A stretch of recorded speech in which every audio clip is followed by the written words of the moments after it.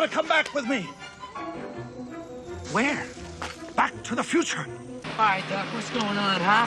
Where are we? When are we? We're descending toward Hill Valley, California at 4:29 p.m. on Wednesday, October 21st, 2015. 2015? You mean we're in the future? To be here tonight, to join you guys in celebrating the sequel, the beloved sequel to a movie that is also beloved. Of course, I'm talking about Charles 19. No, it's October 21st, 2015. It is Back to the Future Day! Woo! I'm excited that I made it to 2015. And before we begin, I feel like we need to start this thing with a shout out to a Hill Valley Hall of Fame. I'm going to call out some names right here and I want you guys to go crazy and make some noise for these folks. Of course, you know this gentleman is the man behind the music, the composer of the Back to the Future theme, Mr. Alan Silvestri! Yeah!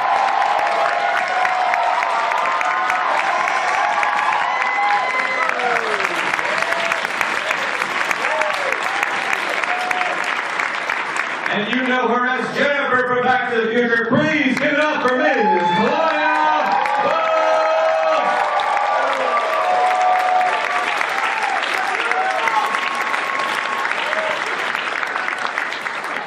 And based on what I heard from him outside, I think he's considering entering the presidential race.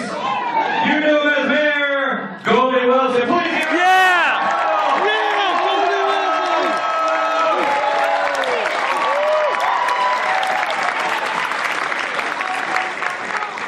All right, New York, in the way that only you guys can, I want you to make a lot of noise. I want you to give it up for some friends of ours from the past, from the future, from the present, future, future, present, whatever we're referring to that as.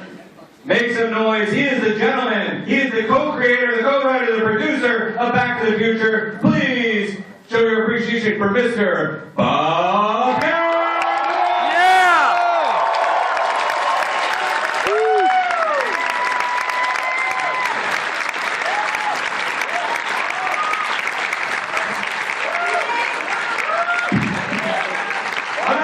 Behind the music of Back to the Future, music that's just too darn loud. Please give it up for Mr. Ewan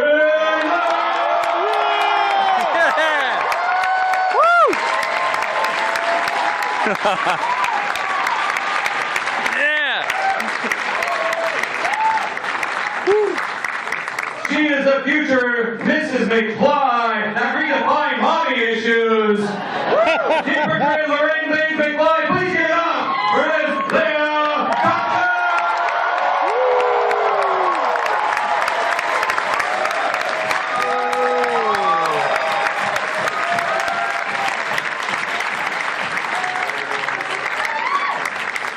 Very excited to have a scientist in the house. Of course, the inventor of the flux capacitor. We all know and love him as Dr. Emmett Brown. Please give it up.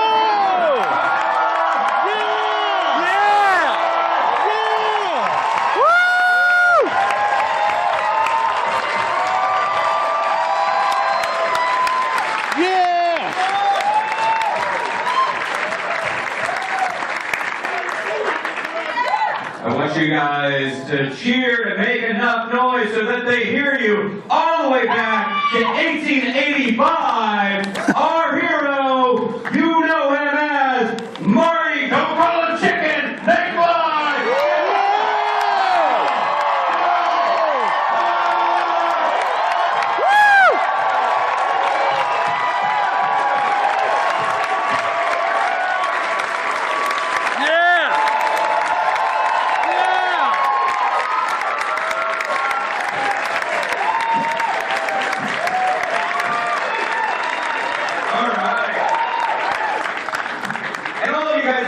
Special moment that I want you to make your friends at home jealous about it. So tweet, take pictures, use hashtag BTTF2015 and spread the love. So, that's spreading the love right there. Let me go ahead and you, actually. The Back to the Future, obviously immensely successful, has a legacy, iconic. And yes, the same could be said about Back to the Future too. When did you realize that the sequel itself had such a legacy behind it as well? Well, I don't have it. No, I have this. Oh, this.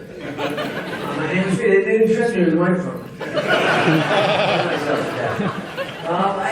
But Back to the Future too. I think when I kind of felt that when it was making guesses about the future, and the future that we would most likely all live to see, was pretty brave, and so I always kind of had that feeling. I knew the film would be popular because the first film was so popular, and Bob did such an amazing job on part 2 and part 3.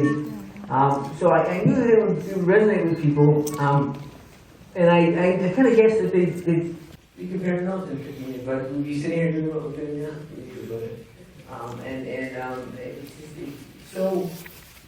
It's so bitchin' to be part of it. Yeah. I think bitchin' is appropriate, yeah. David, will be bitchin'. Any of you guys want to weigh in on that? Just sort of when you realize that not just part 1, but part 2 also became such a big thing, had a legacy. I mean, certainly we are witnessing it all this year, especially this week, the USA Today cover from the future. You guys have it in your chairs too, right? You all have a copy of the USA Today cover, I'm hoping. It is out there somewhere. There's also Pepsi Perfect. There's the hoverboard commercials. There's all these cool kind of support behind Back to the Future 2, behind 2015. When did the rest of you sort of realize that the sequel itself had this kind of legacy? Well, it was always, people would always tweet the wrong date. They'd be like, today's the day, and there'd be like fake ones. Until I finally had to do my research and figure out when the actual day is. It's today, you guys, okay? Woo! Yeah. I love you. Welcome to New York, by the way. Bob?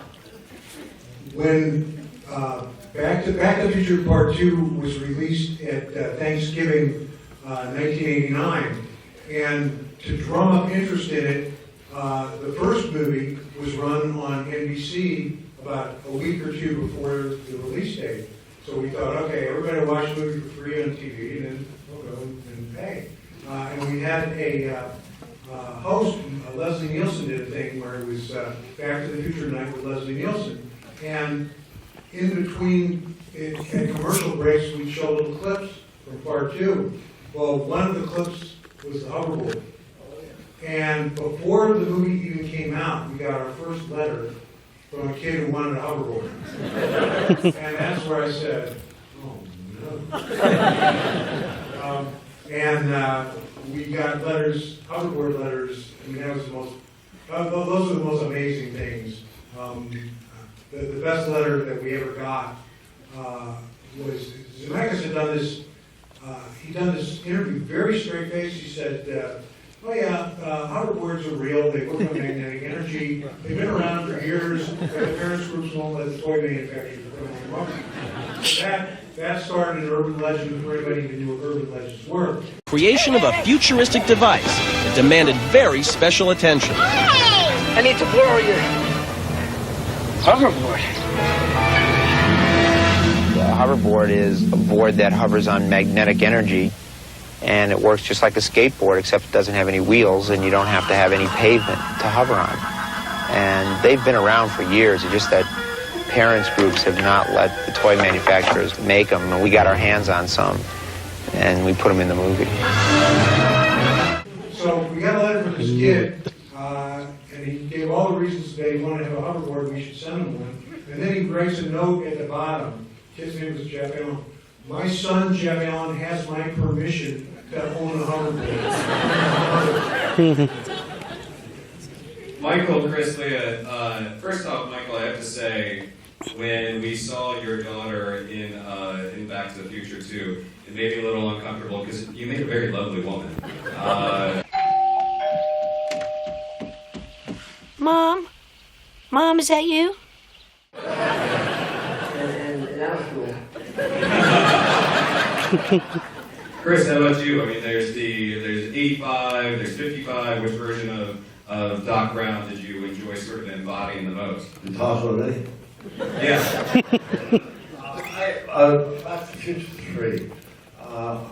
It's just like, it's a real kick to be in a Western with all that gear, guns, leather, horses, steam engines, and Doc had a romance. That Future 3 was a place to be. Yeah. What a place to be. How about you, Leah? 'Cause I had some crazy characters. yeah, you did, yeah. You know, it was kind of great at the end to actually be married to my son, and, you know, in Back to the Future 3 when we were Irish. I love the first frame, but, you know, Biff Tannen's Love Slave in Back to the Future 2, like, she's got a special place in my heart.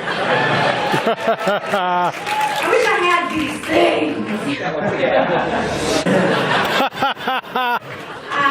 I keep that part on my reel right now because I want someone to let me play her again now that I don't have to wear old age makeup. So I want to play that character. She was really wild. Yeah. Well, But I feel lucky to have done so many cool parts in Back to the Future. I mean, you were able to serve up a little punishment back to Biff in part 2. I mean, after the as you say, Love Slave kind of segment, we go back and we see you kind of beat him up a little bit with that dress box. Did that feel satisfying for you? Yeah, for sure. Yeah. Now, Huey, you portray the interesting character. How'd you get into character as the dismissive judge of the talent contest? Well, first of all, I like the first one better because I like the music in the first one.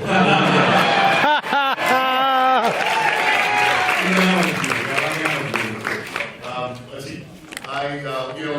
Zemeckis said, if we had any balls, we'd put you in the thing. He said. And so it was kind of a joke that we were going to do an in-joke thing. And so finally I agreed to do it, and we were going to be uncredited. It was going to be kind of a in thing. And I went to the dressing room, and they had my wardrobe there. And there was a record company president named Jack Rego, was a wonderful guy. And it was our record company president, was a real kind of a brown shoes guy, real straight head, and had a funny way of speaking. And so immediately when I saw the wardrobe, it looked like Jack's stuff. So I channeled Jack Rego. And the reason I say this is because, I only had one line in the picture. And I stood up and delivered my line. It was all very quick, and we were doing it at night. Michael was working 20 hours a day and all that. We got it done in a second. And after the movie came out, I was in New York, and Jack went to Jack's office because another single was going to be released and all that. And Jack said, Huey, I saw your movie, and I think you did a great job. I think you deserve an Oscar. Or maybe I do. You got it. That's great. Huey, just kind of stick with that for a second, because in 1985, when you have a hit song, you don't necessarily know that you have a hit song right away, do you? It takes some time to percolate. When did you realize that the music from Back to the Future had taken roots in pop culture like the way it had? Well, and still, oddly enough, it's still growing. It is here 30 years later, and it's amazing. But, we're all creative people, we're in show that we try to make this stuff, songs or films or scripts or whatnot, and hopefully they resonate. And sometimes your best work doesn't resonate, and sometimes other stuff just does. And there's no rhyme or reason to that, and this one's like a 1 in a million people. When I'm in a sporting event or something, and I hear that dun dun dun, and I look up the jumbotron because I know there's a shot of me, and I want to see if I have blood coming deep. They play that music, and I know that the camera. And you actually have for fans of vinyl out there, which should be all of you, there is a Back to the Future, music of Back to the Future, double-sided vinyl that's out today. Actually, you guys should pick up. It's really gorgeous, definitely worth picking up. And yeah, it's out there available for you. Woo! Yeah. Bob, when you were heading into part 2, what were some of the challenges with the timeline that you kind of faced, like the problems that you had to sort of go in there and fix that were left over from part 1? Well, when Bob Zemeckis and I started to try to crack the narrative nut of part 2, we were faced with a very interesting conundrum, because the message in part 1 is that your future isn't written, that you can change it. We show that George McFly rises to the occasion and Marty ends up in a much better world. So we thought to ourselves, wow, I guess we could have Marty turn to Jennifer in the car and say, you know what, Jennifer, we're breaking up. I'm not going to marry you. We won't have any kids. Doc, does that solve the problem? But we didn't think you guys would. So trying to figure that out, trying to create a story where the audience would be interested in these kids that weren't necessarily actually going to turn out that way, that was a challenge. And so what we ended up having to do was, let's focus on Marty. Let's give him a problem. Let's give him a fatal flaw. Nobody calls me chicken. And let's focus on the misuse of time travel story. So the part 1 future stuff is actually a very long introduction to get us into the real story, which is the sports almanac and Biff ruling the world. We have seen, actually, I think they announced it last night, the White House is using Back to the Future Day to promote science innovation.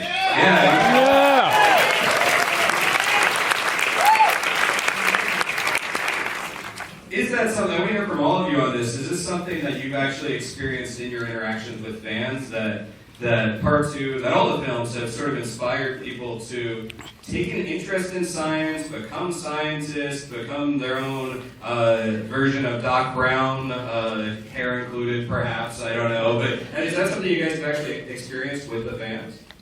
Yeah, over the last 30 years, I've met a lot of people who've seen the movie, and one way or another, it's amazing how many have said to me that when they saw a movie when they were adolescent, really young, it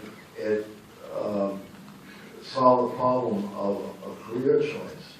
That they saw the movie, they wanted to be astrophysicists or engineers or doctors. And so many people have emanated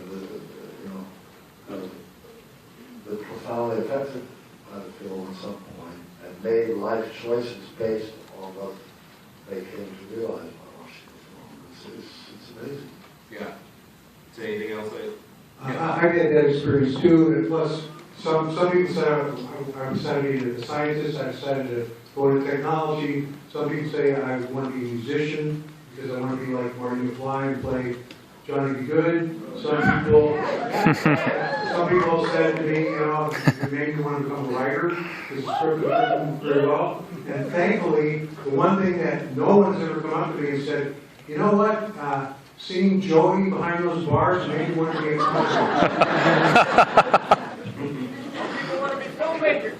filmmakers, certainly inspired a lot of people.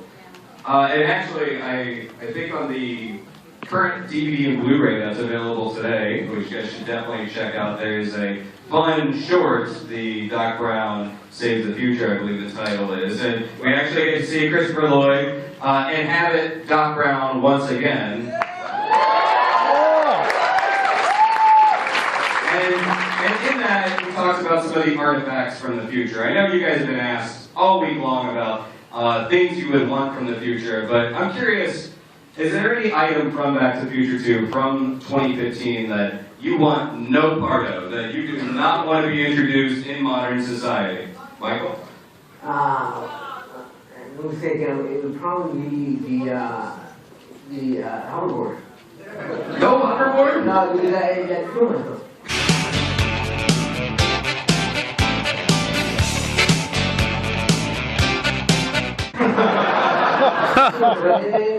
and shooting it, I mean, everything was so cool, like I'm running, zipping along. I was hanging by wires from a cherry picker with this board stable to my feet. And I was just like, they'd break for 5 minutes, I just swing there. So I kind of cured my hoverboard fascination. Yeah. Okay, maybe not the hoverboard, yeah. Chris, how about you? I like a lot of the things. I have a shirt. The only memento I have is a shirt, part of my wardrobe in Massachusetts. 3, I think, which I like that shirt. I like it. But someone else in my household doesn't want to see me wear it. With the threat of bodily injury.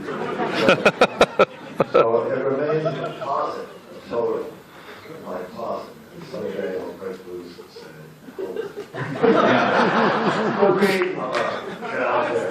You did have good shirts, I have to say. I like your shirts, yeah. I have to say that.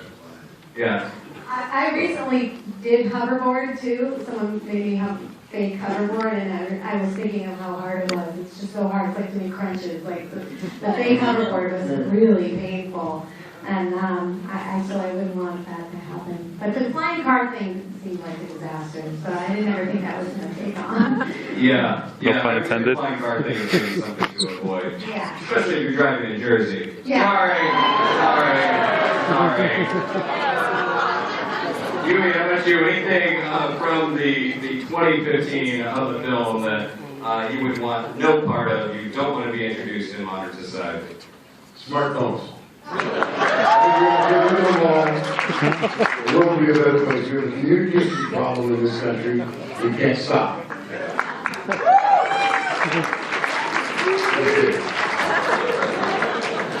Bob, how about you? I'm really glad that we don't have fax machines in our bathrooms.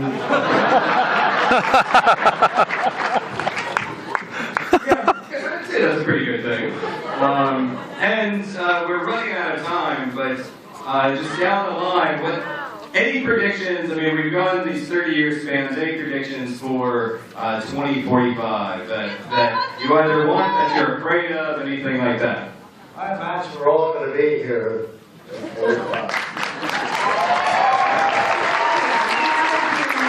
Q&A, yeah. The Cubs will win the World Series. Wait a minute. Cubs win World Series. I don't know, Bob, He's before funny, last man. night, I thought maybe that might happen, but That's why I pushed it back 30 years. yeah, Uh-oh, the ranks are calling for it. I don't know if that's going to happen, but I am curious, just like, before we wrap up, the enduring appeal of this, I mean, it's a big question, and it's not going away. Back to the Future is not going away. We will show up in 30 years for this as well. So, why? Why is this appealing to generations? Why is this film going to stick around, all 3 of them, in fact? Is it because Marty is sort of a flawed, believable teenager? Is it because of the science and the gadgets, the adventure? Why does this franchise stick around? I think it's about the connections of people, relationships, Dr. Marty and George and Lorraine, and it's about connections across generations and about people. For all being a big special effects movie or a fantasy, it's really about people and about power of love. Nice. Nice. I think it's a lot. It's everything. It's incredibly well written. It's incredibly well directed. It's incredibly well acted. Music ain't bad. A lot of these little things synergistically, and you know, these guys, they sweat every detail. It was just, believe me, just unbelievably worked out and wonderfully done. And the whole thing is very synergistic. It's much more larger than any of us. Every kid gets to a moment in their life, probably when they're 7, 8, 9, maybe 10, when they make the sudden realization that They understand that their parents were once kids too. That's a big idea. If you can put yourself back in time when you realize that, your parents were screw-ups just like you. And then when you find out that in order for you to be existing, your parents had to do it. And that transcends all cultures, all time periods, and that's Back to the Future is about. It's about seeing what your family was like, seeing what your parents were like when they were children, and seeing that they messed up and they struggled, and everybody can identify with them. I also think it's kind of great now too, because you get double the nostalgia. And before it was just the 50s, it was your parents' past, and now it's your parents' past. Now it's the 80s and the 50s. People are really nostalgic about the 80s. And I think that it's interesting that this movie is so perfectly constructed to be a movie for the age. I really do think it's just so incredibly crafted and so beautifully made. And the idea that one moment can change your whole life is also really, really powerful. Yeah. There we go.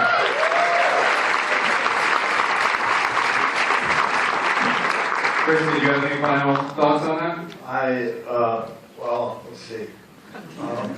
I think, time travel is universal fantasy that everybody has. If we could go to the past for some reason or the future for some reason, these three films